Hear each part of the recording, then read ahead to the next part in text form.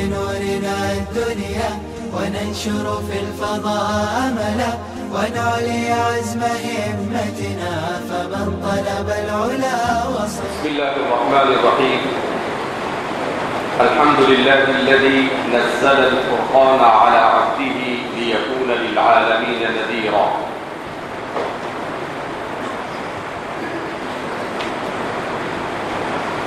امام بیضاوی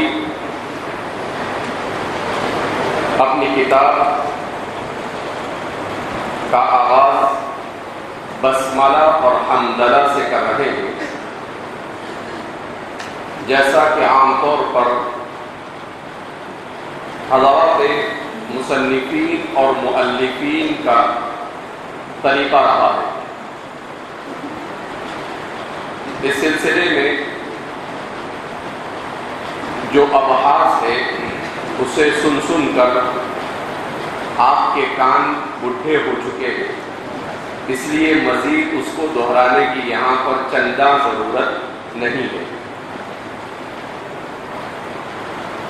الحمدللہ الذی نزل الفرقان علی عبدہ، تمام تعریفیں اس اللہ کے لیے جس نے فرقان یعنی قرآن کریم کو اپنے بندے پر بتدریج نازل کیا۔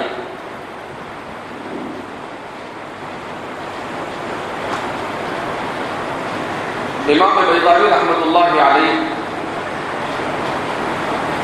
براءت استحلال کے طور پر خطبے میں اس طرح کے کلمات کو استعمال کر رہے ہیں جس سے اپنی کتاب کے علم تفسیر کے باب میں ہونے کا اشارہ ملتا ہے،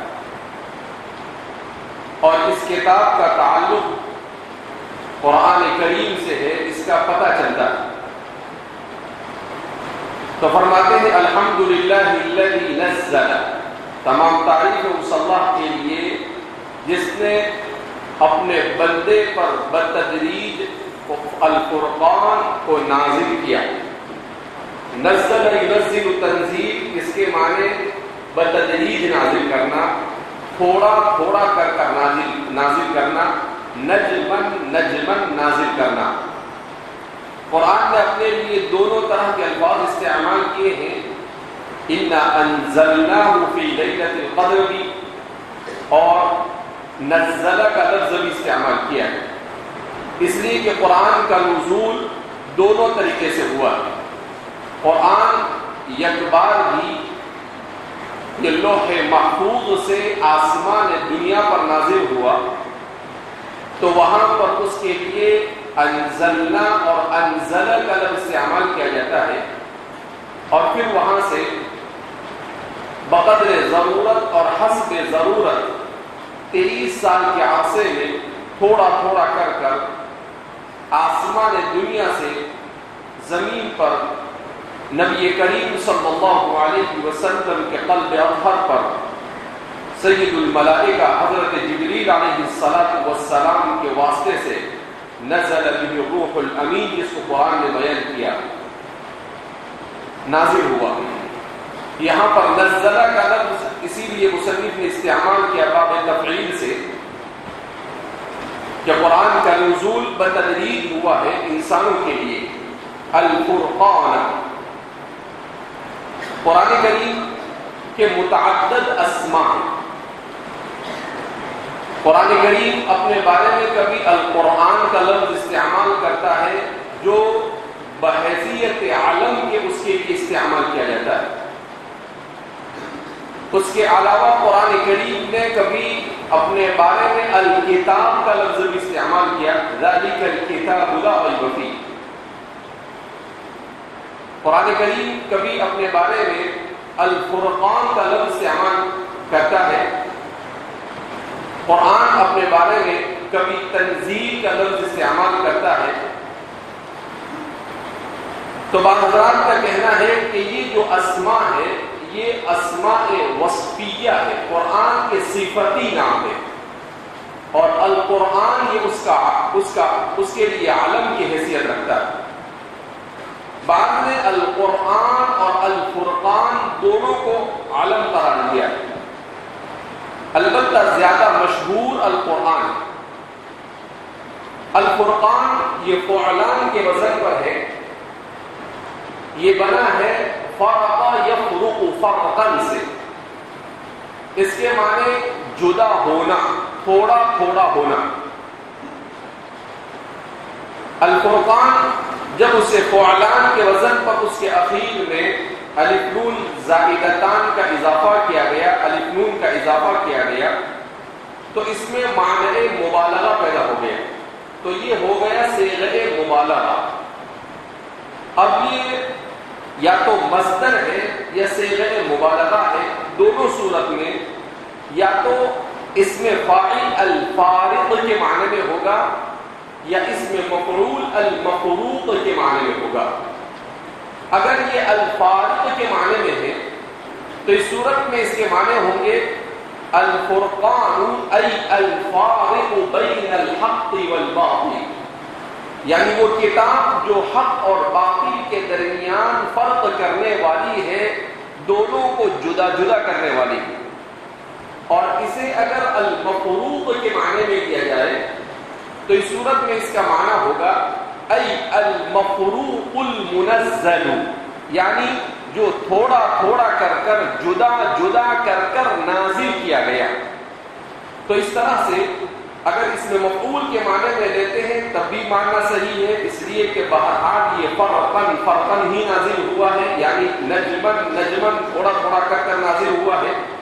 اس لیے اسے المفروق کہنا بھی صحیح اور الفارق کہنا بھی صحیح، اس لیے کہ وہ حق اور باطل کے درمیان تمیز کرتا ہے. الذي نزل الفرقان على عبده، تمام تعریف ہے اس اللہ کے لیے جس نے فرقان کو بتدریج اپنے بندے پر نازل کیا. یہاں پر عبد سے مراد عبد خاص ہے اور وہ ہے محمد عربی صلی اللہ علیہ وسلم.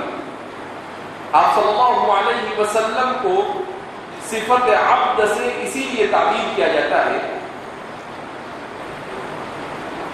کہ صفت عبد سے تعبیر کرنے کی صورت میں مقصد بعثت حاصل ہوتا ہے، اور اگر آپ صفت عبد سے متصف نہ ہو تو مقصد بعثت یہ فوت ہو جاتا ہے.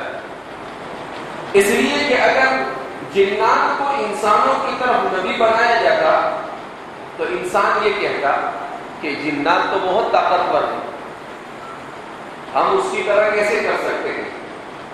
اگر فرشتوں کو انسانوں کی طرف رسول بنا کر بھیجا جاتا تو انسان بہانے کرتا کہ اس کے بیوی نہیں، بچے نہیں، کھانا نہیں، پینا نہیں، سونا نہیں، وہ تو کچھ بھی کرے، مگر ہمارے ساتھ تو ساری ضرورتیں لگی ہوتی ہے، لہذا ہمارے لیے کیسے رسول ہو سکتا ہے. لامحالہ انسان کے لیے نبوت اور رسالت کے لیے انسان ہی موضوع تھا.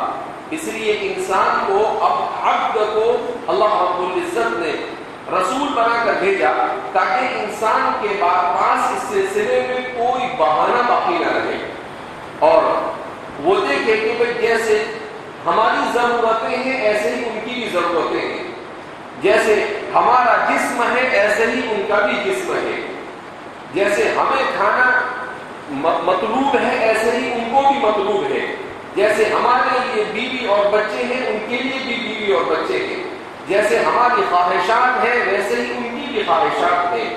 تو سب چیزیں ایک جیسی، اس کے باوجود بھی انہوں نے اللہ رب العزت کے منشی کے مطابق زندگی گزار کر بتلایا. اس کا مطلب یہ ہے کہ انسان کے لیے یہ ممکن ہے. تو اس لیے علی عبدہ کی صفت نبی کریم صلی اللہ علیہ وسلم کے لیے استعمال کی جاتی ہے. تو فرمایا الحمدللہ الذی نزل الفرقان علی عبدہ لیکون للعالمین نذیرا، تاکہ آپ تمام جہاں والوں کے لیے ڈرانے والے ہوں. نذیرا تو کیا فرماتے ہیں؟ اب یہ لیکون کی ضمیر کے سلسلے میں تین احتمالات بیان کیے جاتے ہیں. ایک احتمال یہ بیان کیا جاتا ہے کہ یکون کی ہوا ضمیر کا مرجع الفرقان ہے. دوسرا احتمال یہ ہے کہ یکون کی ضمیر کا مرجع عبد ہے. یہ دونوں صحیح ہے. اس میں راجح یہ عبد والا ہے، اس لیے کہ ضمیر اقرب کی طرف لوٹتی ہے، ابعد کی طرف نہیں لوٹتی. اور لیکونا سے اقرب عبد ہے نہ کہ الفرقان. ایک احتمال بعید بیان کیا جاتا ہے، بلکہ اسے مرجوح اور ناجائز احتمال کہا جاتا ہے کہ یکونا کے اندر ہوا ضمیر کا مرجع اللہ کو قرار دیا جائے.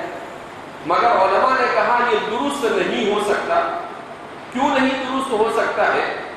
اس لیے کہ اللہ رب العزت کے اسماء یعنی اللہ کے نام یہ توقیفی ہے، یعنی موفق من اللہ ہے. اللہ نے یا رسول اللہ نے آپ کے سلسلے میں جو نام بیان کیے وہ ہے اللہ کے اسماء حسنی، اور اللہ کے اسماء حسنی میں کہیں پر نظیر آتا نہیں ہے.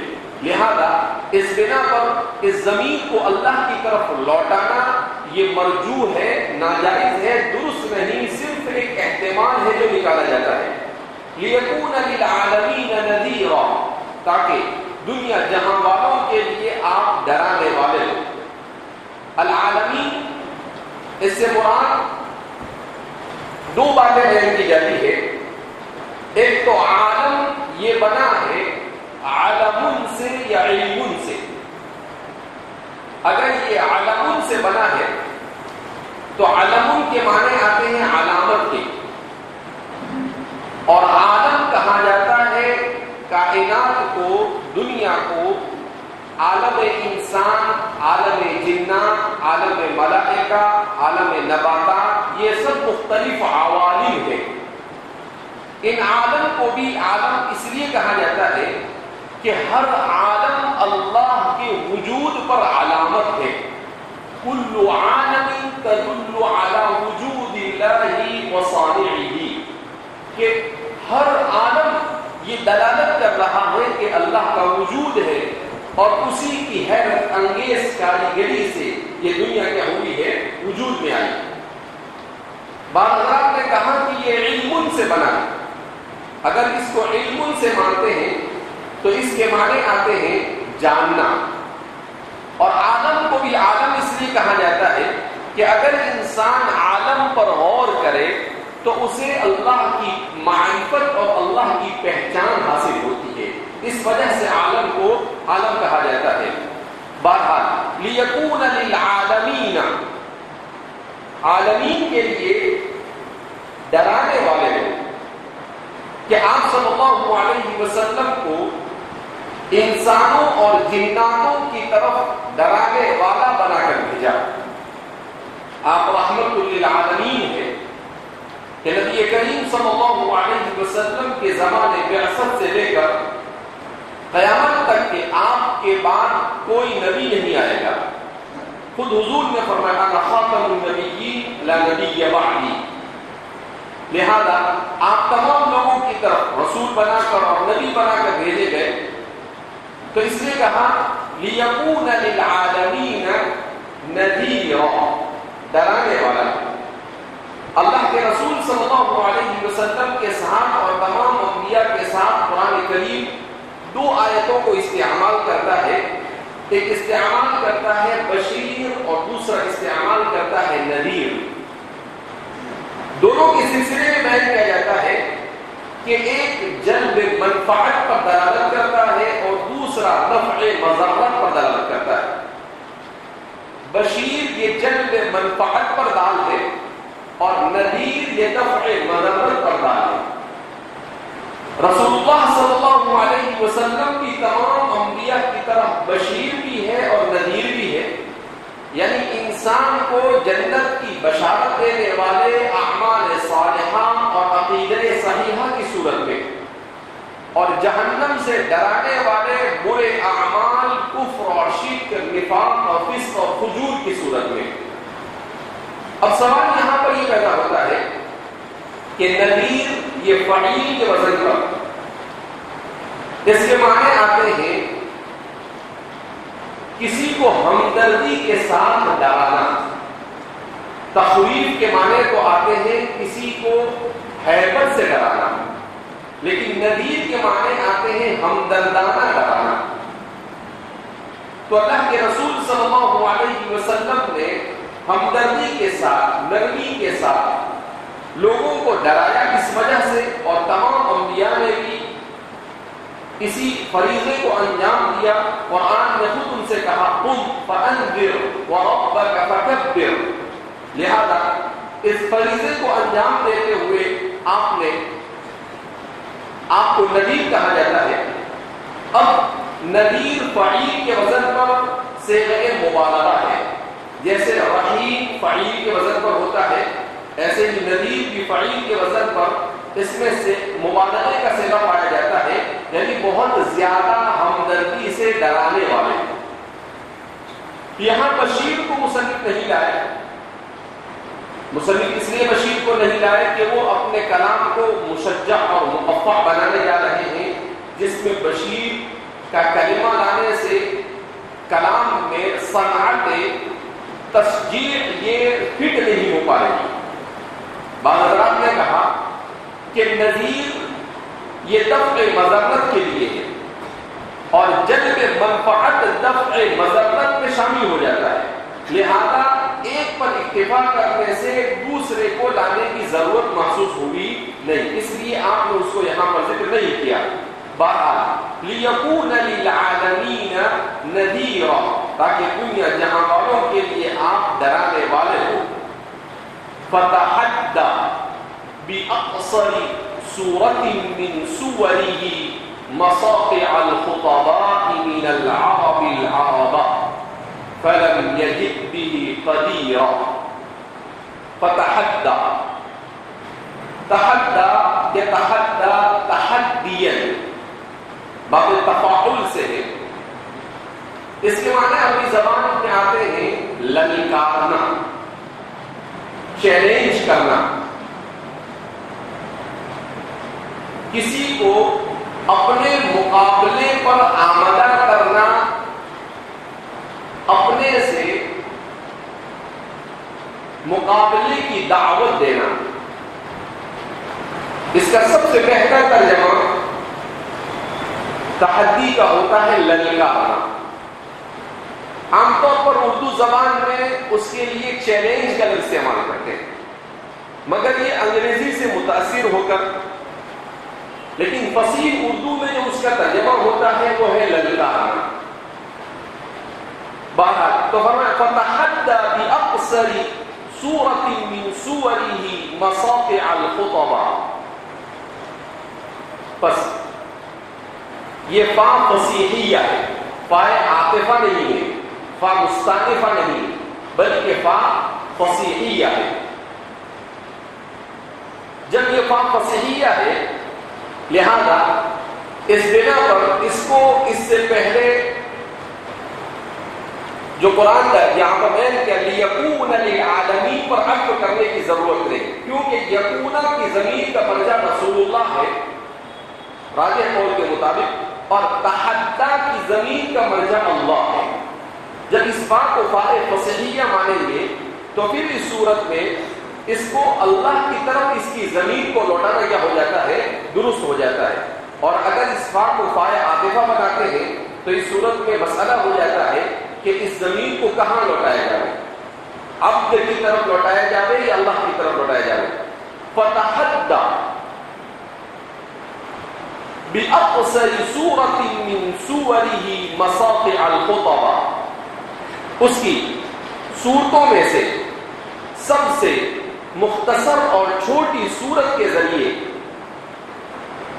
عرب کے شعلہ بیان، اصل عرب کے شعلہ بیان خطباء کو للکارا۔ اس کی صورتوں میں سے سب سے چھوٹی صورت کے ذریعے اصل عرب کے شعلہ بیان خطباء کو للکارا۔ سورۃ، آپ جانتے ہیں طائفۃ من الآیات کے اوپر اس کا اطلاق ہوتا ہے، وہ کس سے بنا ہے، اب بارہا اس کو سن چکے ہیں۔ مصاقع الخطباء، مصاقع یہ مسقع یا مسقع کی جمع ہے، یہ اصل میں اس کے معنی آتے ہیں सक़अ अद्दीक से बना है, और सक़अ अद्दीक के माने आते हैं मुर्गे का जोरदार आवाज में बांग देना, अजान देना। इसी से अरबी जबान में कहा जाता है अल खतीबुल मुस्तिउ शुअला बयां मुकर्रिर, जोरदार आवाज वाला मुकर्रिर। तो बेहतरीन खतीब के लिए इस सिफत को इस्तेमाल किया जाता है। यहां पर मुसन्निफ ने इज़ाफ़तुस सिफ़ति इलल मौसूफ किया, असल में है फ़तहद्दा बिअक़सरी सूरतिन मिन सूवरिही अल-ख़ुतबा अल-अस्क़ा या अस्क़िया, लेकिन मौसूफ सिफत बनाने के बजाय सिफत को मुज़ाफ बना दिया और मौसूफ को उसका मुज़ाफ इलैह बना दिया। तो कहा खतीब की जमा है ख़ुतबा, फ़तहद्दा बिअक़सरी सूरतिन मिन सूवरिही, उसकी सबसे छोटी सूरतों में से सबसे छोटी सूरत के जरिए से शुअला बयां ख़ुतबा को ललकारा, मिनल अरबिल अरबा, उन शुअला बयां मुकर्रिरों को जिनका ताल्लुक अस्ल अरब से है, जिनका ताल्लुक अस्ल अरब से। अल अरब, इसके सिलसिले में दो बातें कि अल अरब इसकी असल क्या है, इसका मुश्तक़ मिन्हु क्या है और इसका माना क्या है। तो फरमाते हैं कि असल में अरबी ज़बान में कहते हैं माउन आलिबुन और रजुलुन आलिबुन। माउन आलिबुन कहते हैं साफ सुथरा पानी, और रजुलुन आलिबुन कहते हैं साफ सुथरी जबान वाला आदमी। अल-अरब ये किसको कहा जाता है? इस्तिलाहन अरब कहा जाता है उन लोगों को जो जज़ीरतुल अरब में आबाद है और जिनकी जबान अरबी है, उनके ऊपर अरब का इतलाक होता है। अरब को अरब क्यों कहा जाता है? तो इस सिलसिले में बाद हज़रात का कहना है कि अरब को अरब इसलिए कहते हैं कि इनके जद्द अमजद याऊब इब्न कहतान की तरफ निस्बत करते हुए इन्हें अरब कहा जाता है। इनके जद्द अमजद याऊब इब्न कहतान, उनका नाम याऊब था, तो उसकी तरफ निस्बत करते हुए उन्हें अरब कहा जाता है। दूसरी वजह यह बयान की जाती है कि इन्हें अरब इसलिए कहा जाता है कि अरब अपने मुकाबले में दूसरों को अजम कहते हैं। अरब के माने साफ सुथरा बोलने वाला, और अजम के माने आते हैं गूंगा। दुनिया की जबानों में सबसे गनी, मालदार और बेशुमार कलिमात की हामिल अगर कोई जबान है तो वो अरबी जबान है, और वो चूंकि अपने माफी जमीन को जितने अच्छे पैराए में अदा कर सकते हैं, वैसा दुनिया में कोई कौम अपने माफी जमीन को अदा नहीं कर सकती। इस वजह से इन्होंने अपने आप को अरब कहा और अपने अलावा दूसरी जबान बोलने वालों को अजम कहा कि बोलना तो हम जानते हैं और तुम तो हमारे सामने गूंगे हो। तो इसलिए कहा कि इन्होंने अपने आप को अरब कहा। बहरहाल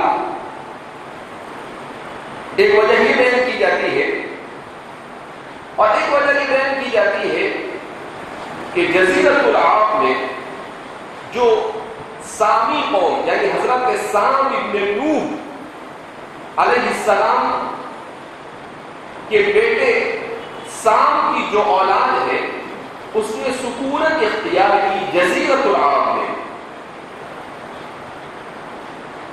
جو آج کے ہمارے زمانے میں سعودی ہے، کویت ہے، امارات عربیہ متحدہ ہے، اسی طریقے سے عمان ہے، یمن ہے، اسی طرح سے اردن ہے، ملک شام کا کچھ حصہ ہے، یہ پورا علاقہ یہ عرب کہا جاتا ہے، جزیرہ نما عرب ہے۔ ایک ہے جزیرہ اور ایک ہے جزیرہ نما۔ جزیرے کا مطلب تو کیا ہے کہ سمندر کے بیچوں بیچ جو خشک حصہ ہوتا ہے زمین کا، اسے جزیرہ کہتے ہیں، اور جزیرہ نما جس کو کہتے ہیں کہ جزیرہ نہیں، جزیرے جیسا، کہ عرب جہاں پر آباد ہے اس کے چاروں طرف مختلف سمندر بہتے ہیں، حالانکہ وہ بہت بڑا حصہ ہے، 10,000 میل کے اوپر مشتمل ہے، لاکھوں میل پر مشتمل ہے۔ ایک طرف بحر ہند ہے، دوسری طرف بحر کاہل ہے، تیسری طرف بحر عرب ہے، چوتھی طرف بحر، تو ہر طرف اس کے سمندر پائے جاتے ہیں۔ اس وجہ سے وہ جزیرہ نما عرب یعنی جزیرے جیسا ہے، اس وجہ سے کیا کہا جاتا ہے، اسے جزیرہ عرب کہا جاتا ہے۔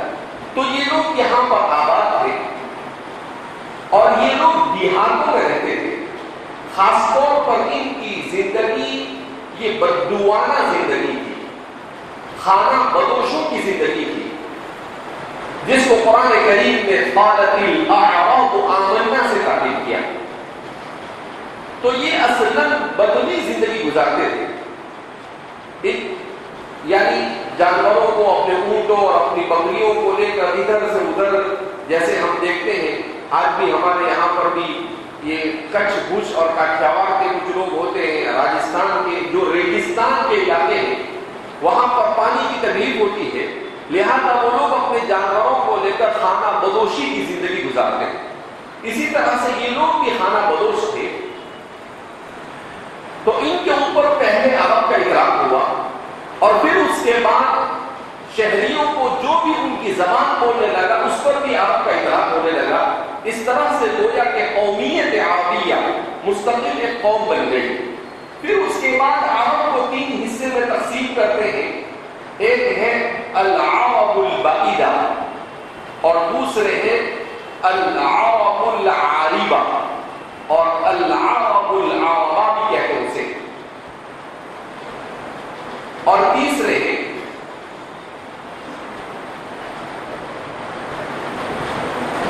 العرب المستعربہ۔ عرب واحدہ ان عربوں کو کہا جاتا ہے جو کسی زمانے میں تھے اور ختم ہو گئے، جیسے قوم لوط، قوم صالح، جس کو قوم ہود بھی کہیں گے، قوم سمود۔ تو یہ جو اقوام ہیں یہ اقوام عرب باقیدہ ہے۔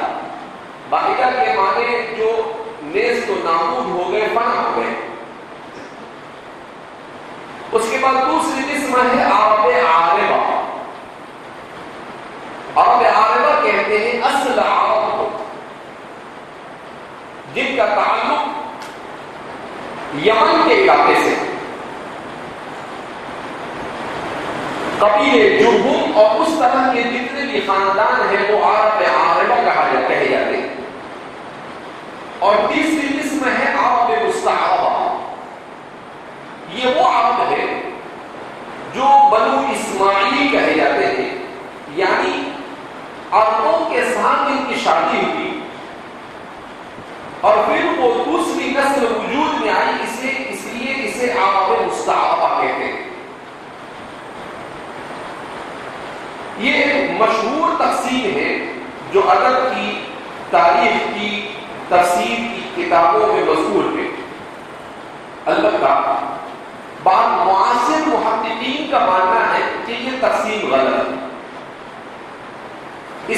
تقسیم غلط ہے کہ ایسا محسوس ہوتا ہے کہ اس تقسیم کے ذریعے سے مستشرقین اپنا کوئی مقصد حاصل کرنا چاہتے ہیں، کیونکہ نبی کریم صلی اللہ علیہ وسلم کی بعثت کا ذکر تورات اور انجیل میں یہ ہے کہ وہ عربوں میں مبعوث ہوں گے. تو مستشرقین نے یہاں پر ایک طرح سے ایک سازش رچ کر یہ ثابت کرنا چاہا کہ محمد عربی صلی اللہ علیہ وسلم یہ عربہ میں سے نہیں بلکہ عرب مستعربہ میں سے، یعنی اصل عرب نہیں ہے بلکہ آپ تو عرب مستعربہ میں سے. لہذا ایک طرح سے آپ کی نبوت پر کیچڑ اچھالنے کے قصد سے یہ تقسیم کی. اس لیے بعض حضرات نے اس تقسیم کا انکار کیا ہے اور کہا کہ کوئی ایسی تقسیم باقاعدہ عربہ اور مستعربہ کی نہیں ہے، اس لیے کہ حضرت ابراہیم علیہ السلام کا اس سرزمین سے تعلق تھا وہ بھی عرب ہی. تو یہ بات بائے ثبوت تک نہیں پہنچی ہوئی ہے کہ حضرت ابراہیم یہ عبرانی یا سریانی یا کلدانی یا بابلی زبان بولتے تھے. ظاہر سی بات ہے جب قبیلے جرہم کے ساتھ حضرت اسماعیل کی شادی ہوئی تو حضرت اسماعیل بھی عربی ہی بولتے ہوں گے. اب ہاجرہ تو اکیلی تھی جب وہ آئے، اب جب وہ اکیلی تھی تو اگر عربی زبان نہیں آتی تھی انہیں تو کس زبان میں بات کی؟ ایک سوال پیدا ہوتا ہے کہ جرہم عربی بولتا تھا اور لوگوں کے اسرائیلی روایت کے مطابق حضرت ابراہیم عبرانی زبان بولتے تھے، عیسائیوں کے کہنے کے مطابق وہ سریانی زبان بولتے تھے، بابلیوں کے کہنے کے مطابق وہ کلدانی زبان بولتے تھے. تو پھر دونوں کے درمیان گفتگو کیسے ہوئی؟ وہ وہاں رہے کیسے؟ لہذا یہی بات سمجھ میں آتی ہے کہ ابراہیم علیہ السلام کی زبان بھی کون سی ہونی چاہیے؟ عربی ہونی چاہیے. اس لیے کہا کہ یہ خامخواہ کی تقسیم ہے. اصل یہ ہے کہ ابراہیم عربی و اسماعیل عربی وبنو جرہم عربی، ایک کا تعلق یمن کے عرب سے تھا اور ایک کا تعلق عراق کے عرب سے تھا. اس لیے کہ بابل یہ سرزمین عراق میں واقع ہے، آج بھی اس کے تہذیب میں بابل کے آثار وہاں پر کیا کیے جاتے ہیں، پائے جاتے ہیں.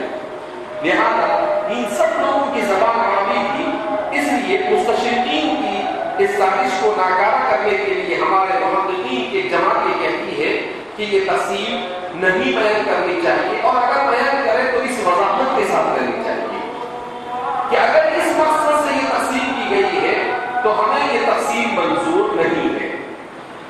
بہرحال فتحدى بأقصر سورة من سوره مصافع الخطباء من العرب العرب. عربی زبان میں کسی چیز کو اصل ثابت کرنے کے لیے اسی سے اس کی صفت بنا دیتے ہیں. جیسے ظلا ظلیلا،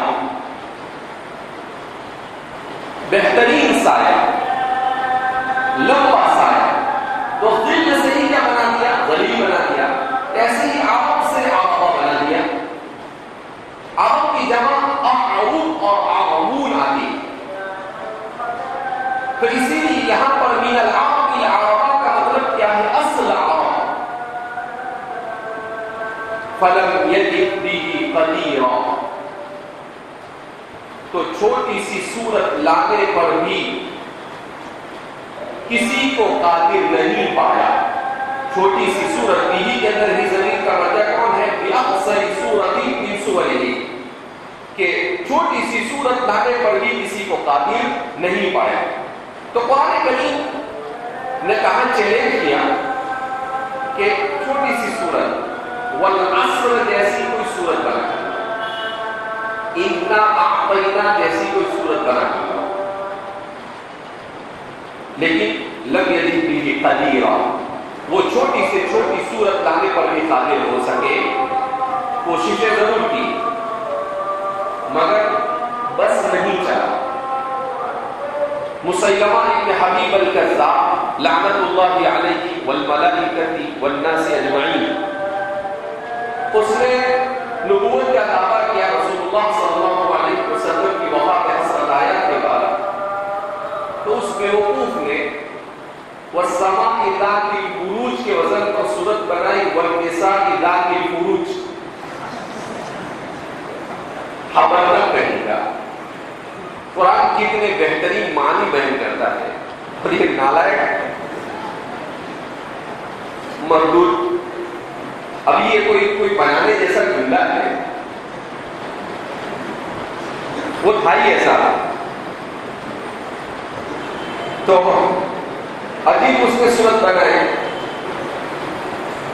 تو جن لوگوں نے بھی قرآن کا مقابلہ کرنے کی کوشش کی انہوں نے منہ کی کھائی. بعض لوگوں نے الفیل والفیل وما ادراک ما الفیل خرطومہ طویل ذنبہ قصیر، کوئی معنی نہیں. اسی طرح سے عبداللہ ابن المقفع کے بارے میں آتا ہے کہ اس نے بھی کوشش کی. نظر ابن حارث کے بارے میں آتا ہے جو قریش سے تعلق رکھتا تھا، اس نے بھی کوشش کی مگر کوئی کامیاب ہو سکا نہیں، اور قیامت تک کوئی مائی کا لال کامیاب ہو سکتا بھی نہیں ہے کہ وہ فصاحت اور بلاغت کی حامل ایسے ایک سورت کو نہیں ایک آیت بھی بنا کر دیتا ہے. ابھی وہ عربہ عاجز آ گئے. تو آج سے 5-10 سال پہلے ایک فلسطینی عیسائی عرب جو امریکہ میں رہتا تھا، اس نے کتاب لکھی، کہا میں نے قرآن کے چیلنج کو قبول کیا، اور اس نے کتاب لکھی الفرقان الحق متحدی للقرآن. تو ہمارے علماء اس کو لے کر گئے تھے تو کہا کہ اتنی غلطیاں، جو آیتیں سیدھا قرآن سے وہ صحیح، اس کے علاوہ جتنا بھی بنایا ہے نہ مبتدا کا کہیں پتہ، نہ خبر کا کہیں پتہ، نہ تذکیر اور تانیث کا کوئی پتہ، اور بولتا ہے کہ پتہ نہیں کون سا منہ لے کر آیا اور کہتا ہے میں نے چیلنج کو قبول کیا. تو اس کے رد میں بہت ساری کتابیں لکھی گئی، تحقق الفرقان الحق کے نام سے اور بھی بہت سارے ناموں سے. بہرحال جب چھوٹی صورت وہ نہیں بنا سکے تو ظاہر سی بات ہے اب کون بنا سکتا ہے؟ اب تو خود عربوں کی اپنی زبان کے ٹھکانے نہیں، چل جانے پہ دوسرا کوئی بنا ہے. وہ خود ہی ایسی عربی بولتے ہیں کہ ان کی عربی سننے کے بعد ایسا سمجھ میں آتا ہے کہ یہ عربی نہیں ہے، کوئی نئی زبان نازل ہوئی ہے. وہ خود کہتے ہیں. یعنی جب ان کے سامنے ہم مدرسوں میں پڑھے وہ بھی فصیح عربی بولتے ہیں تو ان کے جو بالکل فصیح عربی سے ٹچ میں نہیں ہوتے ہیں وہ یوں کرتے دیکھتے ہیں بِأَيِّ لُغَةٍ تَتَكَلَّمُ. میرے ساتھ ہوا ایسا، بولے کون سی زبان بولتا ہے؟ تو میں اس کو بولتا ہوں بِلُغَةِ أَبِيكَ وَأُمِّكَ الْعَرَبِيَّةِ، تیرے ماں باپ کی زبان جو عربی ہے وہ بولتا ہوں. تو بولا جلا میرے کو سمجھ میں آتا. وہ جب عربی بولتے ہیں تو میں 20 سال سے ان کے پاس جا رہا ہوں، لیکن مجھے آج بھی ان کی عربی پوری سمجھ میں نہیں آتی. آدھی سمجھ میں آتی ہے، کوئی سمجھ میں آتی ہے، باقی سیاق و سباق سے سمجھ لینے کا کیا ہے. اتنی بکواس عربی. اب وہاں پر ایک جگہ ہے کویت میں، تو میں پہلی مرتبہ گیا تو بڑے دور سے لکھا ہوا تو میرے سے پڑھے گی نا. وہ مولانا عبد الکریم صاحب میرے ساتھ، میں نے کہا کہ مولانا کیا لکھا ہے؟ تو بولے کیوں پڑھو تو؟ میں کہا میرے سے نہیں پڑھے جا رہا ہے، عربی لکھا ہے. میں کہا پڑھو تو صحیح تم. تو کیا لکھا ہے؟ وہ الدروازہ عبد الرزاق. ایک تو دروازہ فارسی اور اردو والا، اوپر سے اس طرح نکلا. ابھی میں اس کی ہجے کر کے پڑھتے کہ اس کو پڑھوں تو کیا پڑھوں، لیکن میرے پاس سے باہر میرے کو سمجھ میں آیا جب انہوں نے کہا الدرر تو میں نے کہا یہ کون سی عربی ہے؟ تو بولے یہ 21ویں صدی کی عربی ہے. پھر اس کے بعد ایک جگہ پر ایسا بورڈ لگا ہوا تھا اور وہاں پر لکھا ہوا تھا لام تا، لام الف با، تا الف با، لام تا. میں نے کہا کون سی زبان ہے؟ اب وہ نیچے لیپ ٹاپ بنایا ہوا تھا جس کو الجہاز الیدوی کہتے ہیں فصیح عربی کے اندر میں لیپ ٹاپ کو. تو اس کو لیپ ٹاپ کو سیدھا عربی بنا دیا لام تا. کیا بنا دیا اس کو؟ سیدھا عربی بنا لام تا. تو اتنی بھاری عربی ہے کہ ابھی ایسے زمانے میں وہ بولتا ہے کہ میں نے قرآن کے چیلنج کو قبول کیا. لا جن کی زبان میں ان کے ٹھکانے نہیں ہے اور تو کون سا آ گیا جو اس کے چیلنج کو کیا کرے گا؟ قبول کرے گا. بہرحال فتحدى بأكثر سورة من سوره مصافع الخطباء من العرب العربا فلم يجد به قديرا. تو اس کی چھوٹی سے چھوٹی صورت لانے پر بھی کوئی قادر نہیں پایا. وأفحم من تصدى لمعارضته من فصحاء عدنان وبلغاء قحطان حتى حسبوا أنهم سحروا تسحيرا. أفحم یفحم افحام یہ اصل میں بنا ہے فحمن سے. فحمن کہتے ہیں کوئلے کو. فحمن کس کو کہتے ہیں؟ اسی کو باب افعام میں لے جا کر اس کا فعل بنا دیا افحام. اس کا استعمال ہوتا ہے اسکتا کے معنی میں، خاموش کرنا، عاجز کرنا کے معنی. اب کیا نسبت ہے کوئلے کو اور خاموش کرنے کو؟ تو اگر کوئی دونوں میں نسبت یہ ہے کہ جب کوئی آدمی کسی کام کے کرنے سے عاجز ہو جاتا ہے تو جیسے کوئلہ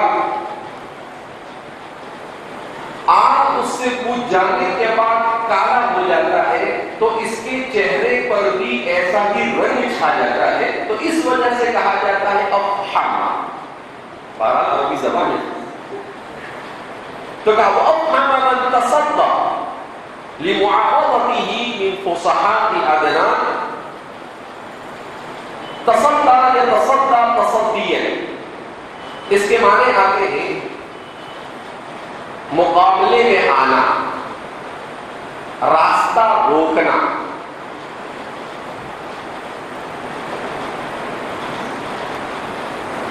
لمعارضته من فصحاء عدنان وبلغاء قحطان. فصحاء عدنان اور بلغاء قحطان پہلے اس کا ترجمہ کر لیتے ہیں. وأفحم من تصدى لمعارضته من فصحاء عدنان وبلغاء قحطان. اور